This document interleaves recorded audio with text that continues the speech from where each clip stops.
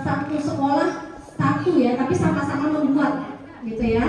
Kemudian Bapak Ibu, ini di pelatihan ini adalah kita juga di dalam pelatihan PM ini kita menerapkan pengalaman belajar juga, walaupun Bapak Ibu ini sebagai guru, tapi kita sudah menerapkan pengalaman belajar dimulai dari tahapan memahami di dalam proses yang satu ini gitu ya. Kemudian setelah itu, setelah kita selesai ini, Bapak Ibu akan melakukan pelatihan on, yaitu bagaimana Bapak Ibu melaksanakan RTL yang sudah Bapak Ibu susun.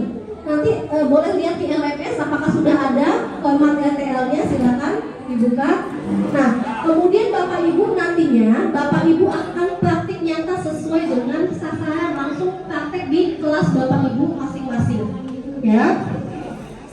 Kemudian di keduanya ini adalah Bapak Ibu juga akan melakukan inquiry kolaboratif di kelompok kerja Bapak Ibu minimal di komunitas belajar satuan pendidikan Bapak Ibu. Jadi artinya Bapak Ibu setelah ini harus mengimbaskan di inquiry kolaboratif di sekolahnya masing-masing ya, di teman sejawat ya. Kemudian Bapak Ibu setelah itu ya di di komunitas belajar Bapak Ibu menyusun LPP dulu nih bersama-sama dengan teman-teman komunitas belajar Bapak Ibu. Ya, LPP-nya nanti Bapak Ibu terapkan di kelas Bapak Ibu masing-masing.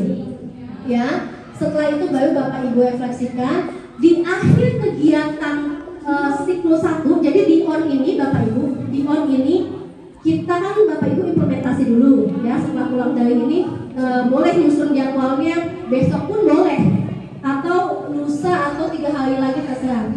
Nanti di on ini ada 3 siklus ya, ada siklus 1, siklus 2, siklus 3. Dan dalam proses on ini kita akan ketemu di setiap akhir siklus. Contoh akhir siklus 1 ketika Bapak Ibu sudah melaksanakan inquiry kolaboratif dengan kombelnya, kemudian Bapak Ibu sudah menyusun EPP, Bapak Ibu sudah mengimplementasikan di kelas ya. Bapak Ibu nanti bikin video sederhana terkait dengan pelaksanaan pembelajaran PM yang ada di kelas. Kemudian baru di akhir siklus 1 itu kita akan ketemu lagi untuk kita asesmen. Ketemu lagi kita akan bahas tentang implementasi PM yang sudah Bapak Ibu lakukan. Kemudian lagi nanti kita di siklus 2 ketemu lagi ya.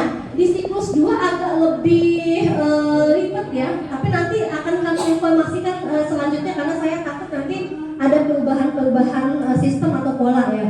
Tapi yang setahu saya di siklus 2 nanti kita akan memilih 2 sekolah sasaran. Contoh sekolahnya Bu Sui sama sekolah Bu Mala. Nah, kita akan mencari sekolah yang terdekat. Contohnya nih nggak terlalu jauh nih, masih tetanggaan. Nanti kita akan bagi 2 ya. Ada 2 peserta yang open class. Bu Mala open class 1, Bu Sui open class 1. Nanti kita bagi 2, kita akan 1 ke sekolah Bu Mala, 1 ke sekolah Bu Sui untuk melakukan observasi. Nanti kita bagi 2 juga fasilnya gitu. Seperti itu. Nah di siklus 3 nanti saya akan informasikan ya, saya lupa. Maklum banyak yang dipikirin ya, utang-utang di bank juga masuk ke dalam pikiran saya.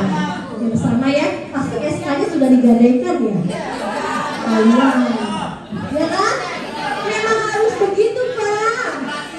Semakin udah lunas pengen nambah lagi ya saya. Ya.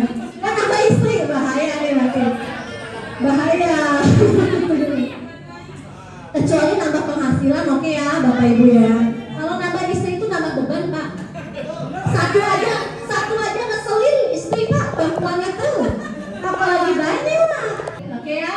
Kemudian baru kita refleksi nanti. Nah ini struktur pelatihannya Bapak Ibu, nanti Bapak Ibu akan mendapatkan sertifikat sebanyak ini nih. Totalnya 212 JP ya sampai 3 bulan.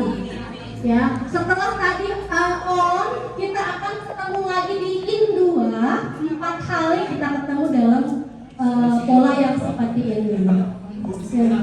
Hah? Nanti setelah lulus, makanya sertifikat bisa digadaikan di bank nanti Kak. Yang benar Bu.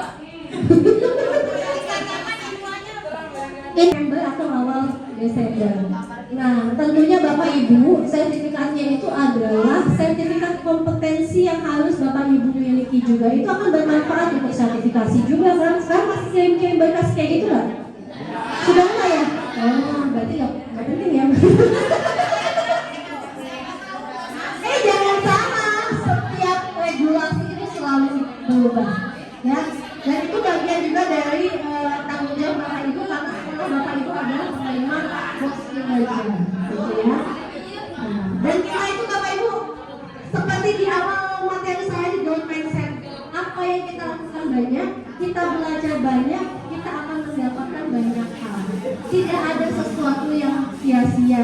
Bahkan yang sederhana aja insya Allah menjadi amal ibadah Bapak Ibu untuk mau berlelah-lelahan belajar. Gimana Pak Ustaz? Ada hadisnya Pak Ustaz? Nah, ada hadisnya kan Pak Ustaz ya? Iya.